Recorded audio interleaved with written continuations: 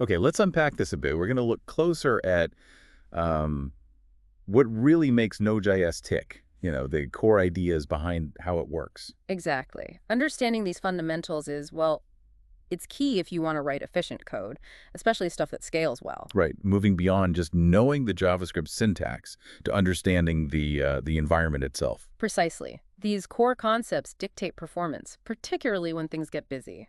So Node.js is famous for handling lots and lots of connections simultaneously. Yeah. What's the main idea there? How does it manage that? That really boils down to its architecture. It's event-driven, and crucially, it uses non-blocking I/O. It runs on Chrome's V8 engine, sure, but the server-side context is different. How so? Well, you get access to core modules for file system access, networking, things you don't have in a browser. But the big thing is how it handles tasks that take time, like waiting for data over a network. And the event loop is central to that how, isn't it? Uh-huh. The whole single thread thing. The event loop. Yeah, it's the heart of it. Your JavaScript code does run on a single main thread, that's true.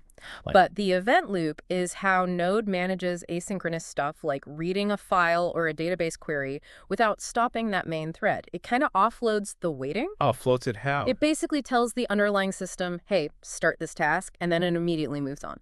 When the task finishes, the system notifies Node, and the event loop queues up the callback or the next step to run when the main thread is free again. Okay, so it's constantly checking queues and running completed tasks, Pretty much. It ensures one slow operation doesn't gridlock everything else. which leads us straight into non-blocking I/O. Can you explain that a bit more practically? Why is it so vital? Sure. Non-blocking I/O means when you kick off an operation, say fetching data, your node code doesn't just halt and wait. It keeps going. Exactly. It initiates the request, maybe tells the operating system, handle this network call, and then immediately continues executing other JavaScript code. Later, when the data comes back or an error occurs, a callback gets triggered via the event loop. And the benefit. Performance and scalability. It means one node process can juggle thousands of simultaneous connections. Even if many are waiting for database responses or file reads, the main thread stays busy handling other requests or computations. Blocking I/O would mean only one thing happens at a time. Big difference. Got it. So because things don't finish instantly, we need ways to manage that in code. That's where callbacks, promises, and async await fit in. Precisely. These are the patterns for dealing with results that arrive later. Callbacks were the original way you'd pass a function to be called upon completion, often using that error first style. Right. Error, result. Yeah, that one. Yeah. Then came promises, which offered a, let's say, more structured way to handle async results. They represent the eventual result with states like pending, fulfilled, or rejected, makes chaining async operations cleaner. And async await. People seem to really like that, Oh, yeah. Async await is essentially syntactic sugar on top of promises. It lets you write asynchronous code that looks almost synchronous. making it easier to read. Massively easier, especially for complex flows with multiple sequential async steps. It really helps with readability and just managing the logic. Okay, talking about handling data efficiently, especially with all this non-blocking stuff. Yeah. What about streams? Where do they come in?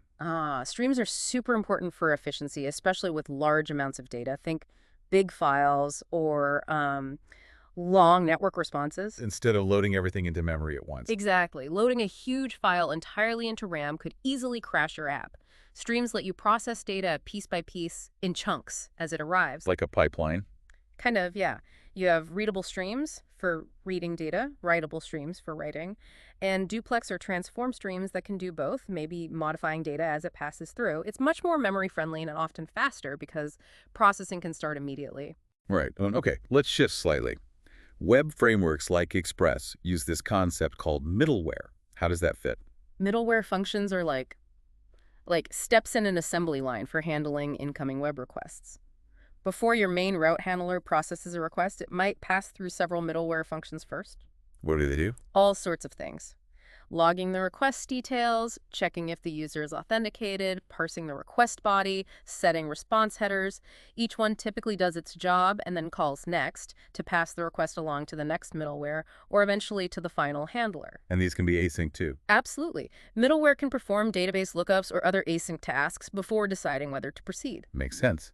Now, with all this async code and external interactions, handling errors properly sounds critical. Oh, it's non-negotiable. For regular synchronous code, you use try.catch. Simple enough. But for async, It depends on the pattern. For callbacks, you check that first error argument. For promises, you use the .catch method or the second argument to then. With async await, you wrap the await calls inside try.catch blocks, just like synchronous code. And what about errors that slip through? Good point. You also need ways to handle errors that aren't explicitly caught in your logic. Things like listening for unhandled rejection events for promises or uncaught exception for other synchronous errors. Catching these can prevent your entire server from crashing unexpectedly. It's vital for robust applications. Lastly, but definitely not least, security. Always a big one. Key concerns for Node. Security has to be baked in from the start. Common threats include, well, various injection attacks, SQL injection if you use SQL databases, NoSQL injection, even command injection if you're not careful about running external processes based on user input. Scary stuff. Yeah. And then there are web-specific things like cross-site scripting, XSS, where attackers inject malicious scripts into pages viewed by others, and cross-site request forgery, CSRF, tricking users into performing unwanted actions. So the defense. The absolute foundation is rigorous input validation and sanitization. Never, ever trust data coming from outside your application. Always validate it, clean it, escape it properly depending on where it's going.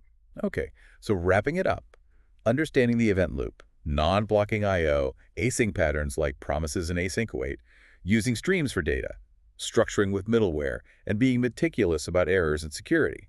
That really forms the bedrock, doesn't it? It absolutely does. It gives you the mental framework to reason about why your code behaves the way it does, how to optimize it, and how to build things that are actually reliable and secure. It's the difference between just coding and engineering. It definitely helps you think about building robust systems, not just scripts. Couldn't agree more. All right, that gives us a lot to think about.